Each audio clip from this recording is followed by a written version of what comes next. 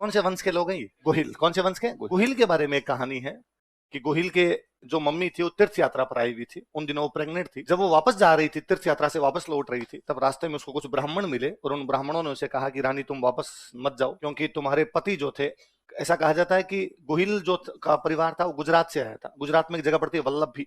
कौन सी जगह है? वल्लभी से उनका परिवार आया था। तो कहा कि तुम्हारे वल्लभी पर दुश्मनों ने आक्रमण कर दिया, तुम्हारे पति युद्ध में लड़ते हुए मारे गए हैं, तुम्हारे पति की जो दूसरी रानियां थी उनके साथ सती हो गई है, अब तुम ही बची हो परिवार में, बाकी सब मर गए। तो उसने कहा यदि यह समाचार है कि मेरे पति युद्ध में लड़ते हुए मारे गए और पूरा परिवार ही समाप्त हो गया, तो मेरे लिए भी लकड़ियों की व्यवस्था करो, मैं भी यहाँ पर क्या हो जाती हूँ, सती। उन ब्राह्मणों ने कहा कि नहीं रानी तुम सती नहीं हो सकती, तुम प्रेग्नेंट हो, और अपने आप प्रेग्नेंट महिलाओं को सती नहीं करते थे, भाई तुम्हारे पेट में बच्चा ही और चला जाएगा। तो उसने कहा भाई मैं बच्चे को जन्म दे के भी क्या करूंगी? यदि दुश्मन को पता चल गया कि साहब उसके वल्लभी के राजा के परिवार का कोई भी जिंदा है तो ढूंढ के मारेगा, तो एक व्यक्ति को जन्म देके क्यों मरवाऊं मैं? उससे अच्छा तो मैं ही मर जाती हूँ और वही मर जाए। कहा नहीं तुम चिंता मत करो, तुम उस बच्चे को जन्म दो, हम उस बच्चे का पालन पोषण करेंगे, हम ध्यान रखेंगे। कहते हैं उस रानी को एक गुफा में छुपा के रखा गया ताकि दुश्मनों को पता नहीं चले। गुफा के लिए एक शब्द और बोलते हैं, वो होता है गुहा। क्या होता है? गुहा का दो या गुफा का दो एक ही मतलब। केव केव समझ गए? गुफा। तो उसे गुहा या गुफा में छुपा के रखा गया। पहाड़ों के बीच की कोई जगह होगी जहां पे रखा होगा उसको। समय अंतराल पर उस रानी के एक बेटा हुआ, गुहा के अंदर पैदा हुआ, इसलिए बेटे का नाम रखा गया गुहादित्य। क्या रखा गया? गुहादित्य। गुहादित्य गुहादित्य छोटा होता होता हमारे तक आते थे। ऐसा कहता है कि उस गोहिल नाम के पीछे की कहानी ये है कि वो कहां पर पैदा हुआ था। उस रानी ने बेटे को जन्म देने के बाद कहा ठीक है, तुम यही तो कह रहे थे कि मैं प्रेग्नेंट हूं, सती नहीं हो सकती, पर अब मैं सती हो जाती हूँ, बच्चा तो हो गया। तो रानी सती हो जाती है। तो उन ब्राह्मणों ने वापस कहा इस बच्चे का क्या करेंगे, तुम तो जा रही हो। तो उसने कहा तुम रखो इसको। तो उन्होंने कहा ना ना ना ना, ये देखो तुम राजा के परिवार के लोग होते हो, तुम साहब दारू पीते हो और मांस खाते हो, तुम ब्राह्मण है, हमारे दोनों चीजें चले नहीं, ये बच्चा हमारे कहाँ रहेगा? तो कहते हैं उस रानी ने कहा था कि मैं कह के जाती हूँ कि इसके जो वंशज होंगे वो शराब के हाथ नहीं लगाएंगे। शराब, शराब का बेसिकली था कि वो मद्यपान करने वाले लोग होते हैं तो शराब के हाथ लगाएंगे। गोहिल जितने भी राजा हुए शराब नहीं पी, मेवाड़ में जितने भी राजा हुए शराब के हाथ नहीं लगाया करते थे। राहब के लिए कहा जाता है कि राहब एक बार बीमार हुआ और ठीक नहीं हो रहा था, तो कोई वैद्य आए और उन वैद्य ने कहा कि यदि थोड़ी सी शाम को लिटिल लिटिल लगा लो तो थोड़े ठीक हो जाओगे। राहत ने कहा मैं और कुछ भी कर सकता हूं, लेकिन कम से कम ऐसा तो मैं करूंगा नहीं, मेरे परिवार को यह है कि हम शराब के हाथ लगाएंगे नहीं। उन वैद्य ने कहा और तरीका है नहीं? तो उसने कहा नहीं यार तरीका नहीं है तो कोई दिक्कत नहीं, ठीक नहीं होते। तो जो मंत्री संतरी थे उन्होंने वैद्य को कहा कि यार दवाई में मिला के दे दो, और का तो दवाई है तो कौन सा पता चल रहा है बंदा ठीक तो हो यार। तो उन्होंने दवाई में मिला के दे दिया और आप ठीक हो गया। तो थोड़े दिनों बाद में किसी ने कह दिया कि वो उस दिन पता है क्या क्या था दवाई में? क्या था? बिस्का धीराज दवाई दे के कहते कि बस वही था। हम तो हमेशा ही कहते हैं थोड़ी थोड़ी लो तो बीमारी पास ही नहीं आती भाई साहब। राहब को बड़ा रिग्रेट फील होता है। राहब को लगता है ऐसे कैसे हो सकता है, मैं शराब कैसे पी सकता हूँ? मेरे पूर्वजों ने ये कहा था कि हम शराब के हाथ नहीं लगाएंगे, मैंने शराब पी है। वो इतना गिल्ट फील करता है कि सुसाइड करता है। जब उसने सुसाइड किया था तो पहले सुसाइड करने का तरीका था, एक धातु होती है सीसा। कौन सी धातु होती है? सीसा। लेड, लेड जिसको आप कहते हो। सीसा पीस के और वो पी जाया करते या खा जाया करते, मर जाता है उससे आदमी। राहब सीसा वो पीस के खा गया था, इससे उसकी डेथ हुई। सीसा पीस के खा गया इसलिए गांव का नाम सिसोदा है। गांव का नाम क्या है? ऐसी कहानी है कि इस राहब के सिसोदा गांव के पीछे कहानी है कि राहब क्या पीस के खा गया था? सीसा। क्योंकि उसने गलती से क्या पी ली थी? मेवाड़ में बाद में एक राजा हुए थे अमर सिंह सेकंड। अमर सिंह सेकंड के टाइम में जाके वापस उन अमर सिंह सेकंड ने शराब पीनी शुरू, 3-4 पीढ़ियां शराब पीती है। उसके बाद फिर एक राजा हुए सरदार सिंह, वो अपने सारे परिवार वालों को एकलिंग जी के मंदिर में लेके गए और एकलिंग जी के मंदिर में ले जाके कस्में खिलवाई कि कसम खाओ आज के बाद हम शराब के हाथ में, वापस कसम खाई कि आज के बाद हम शराब के हाथ लगाएंगे। तो राहब समझ में आएगी बात? एक मैंने और नाम लिखा, देखो क्या नाम लिखा है? सिसोदा में राहब की स्थापना करता है। राहब के बाद सिसोदा में उसका बेटा पोता पड़पोता सड़पोता आते आते आते लक्ष्मण सिंह। कौन आता है? लक्ष्मण। लक्ष्मण सिंह का जो सबसे बड़ा बेटा है उसका नाम क्या है? क्या नाम था? हरि सिंह। कहते हैं हरि सिंह एक दिन अपने दोस्तों के साथ में शिकार खेलने के लिए गया था। राजाओं के टाइम में राजकुमार वगैरह शिकार खेलने के लिए जाते, और उस समय सबसे अच्छा शिकार यदि माना जाता तो था जंगली सुअर। यदि कोई जंगली सुअर मार के लाता तो उसका शिकार बड़ा अच्छा माना जाता। और जंगली सुअर बड़ा शक्तिशाली जानवर होता है, तो जंगली सुअर को मारने के लिए 5-7 जने इकट्ठे होकर जाते। अकेला जाए तो जंगली सुअर मार दे, इतनी ताकत होती है सुअर के अंदर। तो हरि सिंह और हरि सिंह के साथ में कोई उसके भाई बंधु और उसके दोस्त वगैरह और 10-15 लोग इकट्ठे होकर जा रहे। तो दोनों साइड में खेत, बीच में रास्ता, और रास्ते के अंदर अंदर वो अपने घोड़े लेके जा रहे थे कि कहीं खेतों के आसपास में कहीं जंगल के अंदर कोई भी सुअर दिखेगा तो मारेंगे। तो उस रास्ते पे एक लड़की अपने भैंस को पानी पिलाने के लिए जा रही थी। उस लड़की के हाथ में वो भैंस वाली रस्सी ले रखी थी उसने, वो अपने साइड साइड में जा रही। हरि सिंह के साथी थे जो 5-7 उसके साथ में थे, उनमें से एक ने किसी उस लड़की पे कमेंट कर दिया। उस लड़की पे कमेंट किया तो उस लड़की ने उसकी तरफ देखा ही नहीं, वो अपनी जो रस्सी हाथ में थी उस रस्सी को थोड़ा ढीला छोड़ते हुए घुमाया, घुमा के जिसने कमेंट किया था उसके घोड़े के पैरों में फेंका, तो घोड़ा और घुड़सवार दोनों नीचे आ गए। तो बाकी सबने देखा कर क्या हुआ क्या हुआ, तो उनका यार इसने इस लड़की कुछ कहा था, इस लड़की ने पता नहीं रस्सी कैसे फेंकी, तो घोड़ा और घुड़सवार दोनों नीचे। खड़ा हो जा वीडियो नहीं बनाया हमने तेरा, और चलते हैं आगे चलते हैं। पर उन लोगों को लगा कि यार लड़की बड़ी बहादुर है, और उसने वापस उनकी तरफ देखा भी नहीं, वो आगे चली गई अपने, गिरा कर सीधी सीधी आगे निकल गई अपने। पर उनके वो हुआ कि अरे यार ये लड़की बड़ी बहादुर। थोड़ी देर बाद में उनको एक सुअर दिखा, उस सुअर के हरि सिंह तीर मारता है, तीर मारने के बाद में सुअर एक खेत के अंदर घुस, हरि सिंह अपने घोड़े को उस खेत की तरफ दौड़ाता है। जैसे वो खेत के अंदर घुसने लगते हैं, वही लड़की आगे खड़ी थी अपने खेत की रखवाली करने। कहा मिस्टर किधर, खेत में किधर घुस रहे हो? तो उसने कहा अरे मेरा वो शिकार चला गया। उसने कहा तुम्हारे शिकार के चक्कर में तुम घोड़ा लेके मेरे खेत में घुसोगे, मेरा खेत पूरा बर्बाद हो जाएगा और तुम खेत में नहीं जा सकते। तो उसने कहा तुम मेरा ये शिकार चला जाएगा, तुम इतनी बात करोगे इतनी देर में। तो उसने कहा तुम यहीं खड़े रहो, तुम्हारे शिकार को मैं पकड़ के लेके जाऊं। वापस कहा कि वो सुअर है, जंगली सुअर है, मार देगा। यार ऐसे में डेली मारती हूं, तू खड़ा रहे यहाँ पे। वो लड़की अंदर जाती है, अपनी तलवार लेके जाती है और अंदर से उस सुअर को घसीटते हुए लेके आती है, मार के वापस लेके आती है। हरि सिंह बेहद प्रभावित होता है कि यार क्या बहादुर लड़की। हरि सिंह ने पूछा कि ब्याह नहीं हुआ तुम्हारा? हरि सिंह उस लड़की के पिताजी के पास जाता है, उस लड़की के पिताजी को जाकर कहता है कि मैं सिसोदा का राजकुमार हरि सिंह हूँ, लक्ष्मण सिंह का बेटा हूं, आपकी लड़की मुझे पसंद आई, मैं उससे विवाह करना चाहता हूं। गरीब किसान के लिए इससे बड़ी बात क्या होगी? सिसोदा का राजकुमार खुद उसके दरवाजे पे खड़ा था उसकी लड़की से शादी करने के लिए। उसने कहा अभी ब्याह करो, 10-15 लाए हो बराती तो साथ में। उन्होंने हाथों हाथ ब्याह किया हरि सिंह के साथ में उस लड़की को। अब हरि सिंह शादी करने के बाद सोचता है अब यदि पिताजी को जाके बताया कि हम तो चलते ही ब्याह कर लाए, तो पिताजी पता नहीं क्या कहेंगे। तो अपने बाकी भाइयों को, अपनी माँ को बताता भाई ऐसे ऐसे। तो कहते हैं एक बार पिताजी को मत बताओ, थोड़ा गुस्सा ठंडा हो जाए, बाद में बता देंगे। एक बार थोड़ी बातें ठंडी हो जाती तो फिर इतना गुस्सा नहीं आता, तो एक बार तुम अलग कहीं पे रहने लग जाओ। तो वो गांव के अंदर अपनी उस पत्नी को वहां पर रखता है, वहां पे रहता है और सब इधर उधर घूमते रहते हैं, अलग अलग जिम्मेदारियां थी तो कोई किसी को पता भी नहीं चला।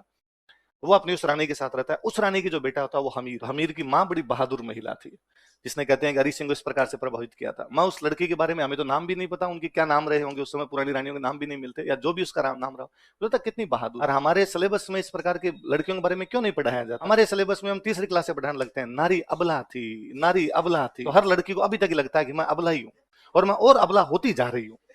मुझे कई बार लगता है कि भरी क्लास में तुम सब पढ़ी लिखी लड़कियां और ऑफिस में आके शिकायत करती हो, सर वो पास में 2 लड़के बैठते हैं, गंदे गंदे बोलते रहते हैं। मुझे लगता है पहली बात तो लड़कों का राम निकल गया अंदर से। कोई कैसे हो सकता है कि पास में कोई लड़कियां बैठी हो, लड़कियां ना भी बैठी हो, कोई गंदा कैसे बोल सकता है? क्या घर वालों ने इतने संस्कार भी नहीं दिए? और यदि आपके पास में बैठी एक लड़की 2 लड़कों के पास में बैठ के खुद को सेफ महसूस नहीं कर रही, तो उन लड़कों को अपना मेडिकल चेकअप करवा लेना चाहिए। उनमें कहीं ना कोई कमी आई गई है तो एसएमएस जाना चाहिए उनको। फिर मुझे लगता है इस लड़की को भी हमारे तक आने की नौबत क्यों आई? उस टाइम ही फटकार देती उसको, तो उनकी हिम्मत ही नहीं होती और किसी के सामने बोलते। पर हमने बचपन से ही हमारी लड़कियों को सिखाया कि तुम अबला हो, तुम अबला नहीं हो, ये मन में लाओ। As you think so you become, जैसा हम सोचते हैं वैसा हम बन जाते हैं। हमने जब यही सोचना कि शुरू किया कि हम अबला हैं तो हम अबला ही हो गए। जिस दिन तुम सोच लो कि हम सबला हैं, उस दिन हालात बदल जाएंगे, जज्बाते बदल जाएंगे।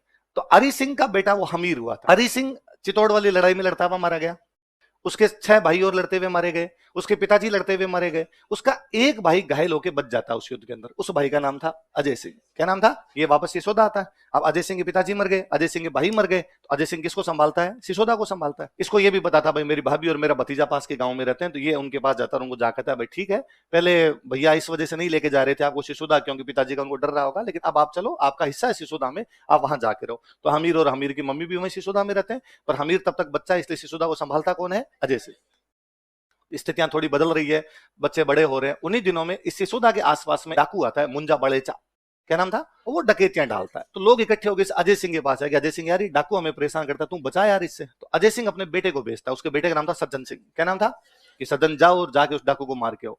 सज्जन सिंह डाकू से लड़ने के लिए जाता है, डाकू सज्जन सिंह को कूट देता है। तो सज्जन सिंह वापस आया कि पिताजी उसने तो मेरे को ही पीट दिया। तो हमीर भतीजा लगता है, अजय सिंह का भतीजा ही हो गया। हमीर बच्चा था, तब तक इतनी ज्यादा उम्र नहीं थी, वो 14-15 साल का ही हुआ था। वो पास में खड़ा था, उसने कहा चाचा जी एक बार मैं जाके देखूं। तो अजय सिंह ने कहा यार तू अभी किसी युद्ध में गया भी नहीं, किसी से लड़ने गया भी नहीं, मैं तेरे को कैसे भेज दूं यार ऐसे? घर वाले कहेंगे कि बच्चा था तूने भेज दिया। उसने कहा कोई बच्चा नहीं है, पहले इस्तेमाल करो, भेज गए तो देखो आप। तो हमीर उस डाकू मुंजा बालेचा से लड़ने के लिए जाता, उसकी गर्दन काट के। तो अजय सिंह ने कहा शाबाश मेरे चीते। और अजय सिंह ने कहा कि यार यदि 1303 वाली लड़ाई ना होती तो सिसोदा के फ्यूडल कौन थे? लक्ष्मण सिंह। और लक्ष्मण सिंह मरते तो कौन बनता? हरि सिंह। और हरि सिंह मरते तो कौन बनता? हमीर। तो एक प्रकार से सिसोदा पर अधिकार किसका है? हमीर का। ठीक है 1303 वाली लड़ाई की वजह से कंडीशन चेंज हो गई और मुझे संभालना पड़ गया, लेकिन हक तो तेरा ही है, राइट तो तेरा ही है। तो आज के बाद मेरी इस गद्दी पर तू ही बैठेगा। तो चाचा जी हट गए गद्दी पर, किसको बिठा दिया? इससे सज्जन सिंह बड़ा नाराज हुआ अपने पिता। उसने कहा यार बापू तुम तो सेहत के लिए हानिकारक हो यार, ये मिलना चाहिए था मुझे, दे दिया किसको तूने? अमीर भाई। यदि अजय सिंह उस सीट पे बैठता तो अगला कौन आना चाहिए? सज्जन सिंह। तो सज्जन सिंह नाराज होता अपने पिताजी से, सिसोदा से चला जाता है महाराष्ट्र। कहां चला जाता है? उसने कहा नौकरी कर लेंगे यार कहीं जाके, वो महाराष्ट्र चला जाता है। उस सज्जन सिंह का बाद में बेटा पोता पड़पोता सड़पोता महाराष्ट्र में रहते हैं। उस सज्जन सिंह की ठीक 19वीं पीढ़ी के अंदर जाके महाराज छत्रपति शिवाजी इसलिए शिवाजी चीख चीख के कहते हैं कि मैं सिसोदा से आया हूं, इसलिए सिसोदिया। इसलिए सिसोदियों की या गोहिलों की जो 24 ब्रांच है उनमें एक ब्रांच कौन सी है? जो महाराष्ट्र वाली। मैं इसलिए बता रहा हूं, आगे जब मीडिवल पढ़ेंगे तो वहां लिखेंगे शिवाजी खुद को सिसोदिया मानते थे। मानते नहीं थे। मानना क्या होता है? जो सिसोदा से जाएगा वो कौन होगा? अब अगला एक जाति होती है, उस जाति का नाम होता है नट। क्या नाम होता है? नट। नट बेसिकली खेल दिखाया करते थे, अलग अलग प्रकार के जादू। जादू तो क्या मतलब, कलाकारी थी उनकी, कलाकारी दिखाया करते। और उनका बेसिक जो मुख्य खेल था वो रस्सी का एक गेम हुआ करता था। इसमें दो साइड में दो पिलर बांधते, उन पिलर के बीच में एक रस्सी बांध दी जाती, और जो नट था वो उस रस्सी के ऊपर चला करता था। नट या उस नट की पत्नी, नट की पत्नी होती, इसलिए हम उसको बोल देते नटनी। क्या बोल देते हैं? ऐसा ही कहते हैं कि एक बार मेवाड़ के अंदर एक नट आया, राजा का दरबार लगा था, वो राजा के पास गया और उसने राजा को जाके कहा कि मैं नट हूं और मैं रस्सी वाला गेम दिखाता हूँ। राजा ने कहा ऑब्वियस सी बात है, दुनिया के सारे नट कौन सा गेम दिखाते हैं? रस्सी वाला गेम दिखाते हैं। उसने कहा मैं अच्छा दिखाता हूँ। ऐसा क्या अच्छा दिखाते हो? उसने कहा मेरी जो नटनी है, नटनी मतलब मेरी जो पत्नी है, पिछोला झील क्रॉस कर सकती है। पिछोला झील बहुत लंबी चौड़ी। राजा ने कहा सुबह सुबह मैं ही मिला मजाक करने के लिए, पिछोला कितनी लंबी चौड़ी यार, पिछोला कैसे क्रॉस कर लेगी? और उसने कहा यदि मेरी पत्नी पिछोला क्रॉस कर दे तो राजा ने कहा आधा मेवाड़ तुम्हारा, मैं इनाम में तुम्हें आधा मेवाड़ दे दूं। उसने कहा सर परसों संडे है, परसों ही करवा लो। तो भाई साहब घोषणा करवा दी गई कि नटनी पिछोला क्रॉस करेगी। दूर दूर से जनता देखने के लिए आई कि पिछोला क्या क्रॉस करेगी, नटनी क्या क्रॉस करेगी, पिछोला। और चारों तरफ लोग बैठे हैं, राजा, राजा के मंत्री संतरी सब बैठे हैं। ऐसा कहा जाता है कि नटनी आधी पिछोला क्रॉस कर गई थी, और जनता इधर से वोटिंग कर रही है, यस कम ऑन, थोड़ी सी बची है, मजा आ गया आज तो। बस राजा की दिल धक धक करे। राजा बेटा बेटा सोचे कि किधर वाला आधा देना है, इधर वाला देना है कि इधर वाला देना है। राजा सोचे कि इधर से टैक्स मिलता है 50,000 रुपए, इधर से मिलता है अपने को 40, इधर वाला दे देता हूँ ताकि थोड़ा कम घाटे का सौदा रहे। राजा नोटिस किया, उसके जो मंत्री संतरी पास में बैठे थे वो भी जोर जोर से मजे ले लेके हंस रहे थे, अरे मजा आ गया मजा। उसने किसी मंत्री को पास बैठे मंत्री को कहा कि तू क्यों राजी हो रहा है? मंत्री ने कहा देखो सर थोड़ा सा ही बचा है बहस। ने कहा यदि ये थोड़ा सा जो बचा ये पूरा हो गया तो इसको आधा मेवाड़ देना पड़ेगा। हाँ तो फिर मैं आधे मेवाड़ के राजा बनूंगा कि हाँ, फिर मंत्री आधे ही होंगे। भाई राजा बढ़ा तो मंत्री ज्यादा, राज्य छोटा तो मंत्री कम, और तू जाएगा सबसे पहले, बड़ा अक्सपटली बन के बैठा है यहाँ पे। तो उसने कहा तो क्या करना चाहिए? रोको इसको, ये क्रॉस नहीं करनी चाहिए।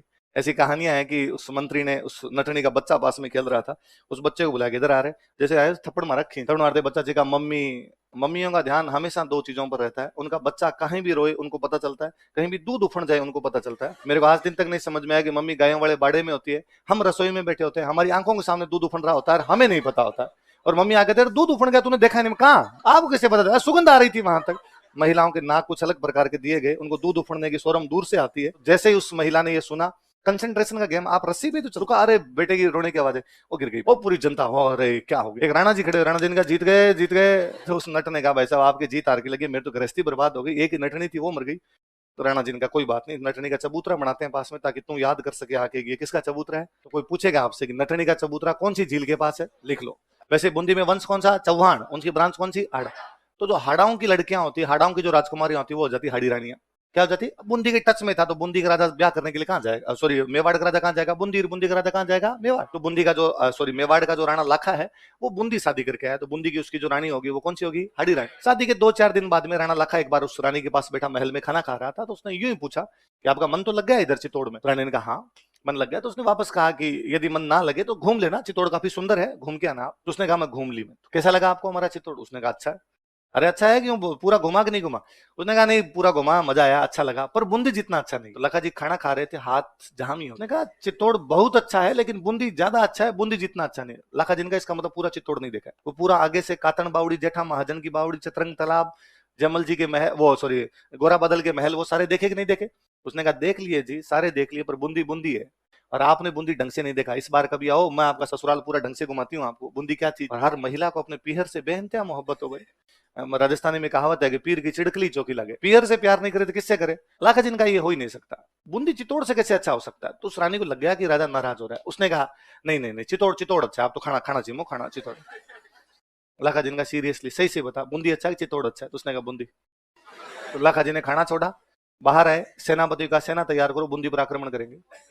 लोग इकट्ठे हुए, साहब बात क्या अभी? अरे का रानी करी है बूंदी ज्यादा अच्छा है, और मेरा कहना है कि चित्तौड़ से अच्छा दुनिया में कुछ भी गढ़ तो चित्तौड़ गढ़, बाकी सब गढ़ैया, और ये रानी कह रही है साहब बूंदी ज्यादा अच्छा है। यदि बूंदी अच्छा है रानी के अकॉर्डिंग तो बूंदी गिरा दिया जाए, फिर तो चित्तौड़ ही अच्छा होगा, फिर तो कोई बात ही नहीं बचेगी। लोगों ने समझाया कि साहब 4 दिन पहले वहां पे तोरण मार के आए थे, अब जाके लड़ाई करेंगे, बुरे लगेंगे कि ठीक जवाई आया यार 4 दिन बाद में लड़ने के लिए आ गया। लाखा जी ने कहा मैंने कसम खाई है जब तक बूंदी नहीं गिराई जाएगी अन्न और जल ग्रहण नहीं करूंगा। लोगों ने लगा मरा दिया। रानी के पास गए, डाकी को क्या कह दिया तूने इसको? रानी आई, रानी ने आगे समझाया कि मैं मजाक भी नहीं कर सकती कि आपसे। लाखा जी ने कहा मैंने 3 बार पूछा था, सीरियसली बता दे, तूने कहा था बूंदी है। फिर कोई एक सियाने मंत्री जी थे आपकी तरह, वो गए, उन्होंने जाका साहब युद्ध करते हुए तो बुरे लगेंगे, एक काम करते हैं, चित्तौड़ के किले के बाहर एक कमरा बनाते हैं, उस पर लिखते हैं बूंदी का किला, नकली बूंदी बनाते हैं। क्या बनाते हैं, पहले इसको गिरा देते हैं, तो आप खाना वाना तो खा लो, और असली बूंदी का क्या है, 6 महीने बाद, साल भर बाद, 2 साल बाद जाके गिरा लेंगे, कसम तो पूरी करो, एक बार खाना तो खाओ यार। लाखा जी ने कहा जो करना फटाफट करो, भूख लगी हुई है मुझे। फटाफट गए, चित्तौड़ के किले के बाहर एक कमरा बनाया, ऊपर लिखा बूंदी का किला, और घोषणा की कि मेवाड़ के राणा लाखा बूंदी पर आक्रमण करने के लिए जा रहे हैं, जो कोई बीच में आएगा उसको नेस्तनाबूद कर दिया जाएगा। पूरी सेना वेना लेके माहौल बना के गए एकदम, का यहाँ जाके वहां खड़ा किया, अब ये बस कमरा सामने दिख रहा है, एक तीर मारो कमरा नीचे आ जाएगा। जैसे लाखा जी तीर मारने लगे, सामने की तरफ से दनदनाता हुआ तीर है, एकदम सनसनाता हुआ। अरे देखो रे कौन, आज भी अपने घरों में रिवाज होता है कि अपने बहन की जब शादी करते हैं तो बहन के साथ अपने घर का कोई एक पुरुष सदस्य भी साथ में जाता है। उस वो हाड़ी रानी जो आई थी, उसका 15 साल का भाई साथ में आया था, उसका नाम था कुंभाहाड़ा। क्या नाम था, सामने से वो तीर चला रहा था, पकड़ के ले गया कि साहब ये आप बड़ा साड़ा ही है, उसको पूछा तेरे क्या दिक्कत है, तू क्यों कर रहा है, उसने कहा छोड़ो पहले मेरे को छोड़ो, और ये मैंने सुना है कि आपने जो एक कमरा बनाया ये कोई नकली बूंदी बनाई है आपने, कि हाँ, और इसको गिरा के आप अपने कोई कस्में वादे पूरे करने वाले हो, कि हाँ तू साइड में यार फटाफट काम करने दे। उसने कहा नहीं, जब तक एक एक हाड़ा जिंदा है, बूंदी भले असली हो भले नकली, मैं बूंदी नहीं गिरने दूंगा। तुम ऐसे कैसे कर सकते हो कि मेरी आंखों के सामने बूंदी गिरा के जश्न मनाओगे, बूंदी जीती मैं यहाँ बेटा बेटा देखूंगा, तो तू क्या कर लेगा। उसने कहा मैं लड़ूंगा तुम, अरे तू अकेले है, उसने कहा मैं मर जाऊंगा क्या है, पर मेरी आंखों के सामने बूंदी नहीं गिरेगी, बोले बूंदी नाम का तिनका ही खड़ा कर दिया। वो लड़के को मारना पड़ा, तब जाके वो गिराया गया, और लाखा की कस्में पूरी हुई। नकली गढ़ दिदो नहीं बिना घोर घमसान, सिर टूटा बिन किम फिरन असली गढ़ पर आन। नकली किला बिना लड़ाई के नहीं दिया, तो असली जीतने के लिए तो आपको कई योद्धाओं के साथ लड़ाई करनी पड़ेगी। तो कौन था जो नकली बूंदी के लिए भिड़ गया था,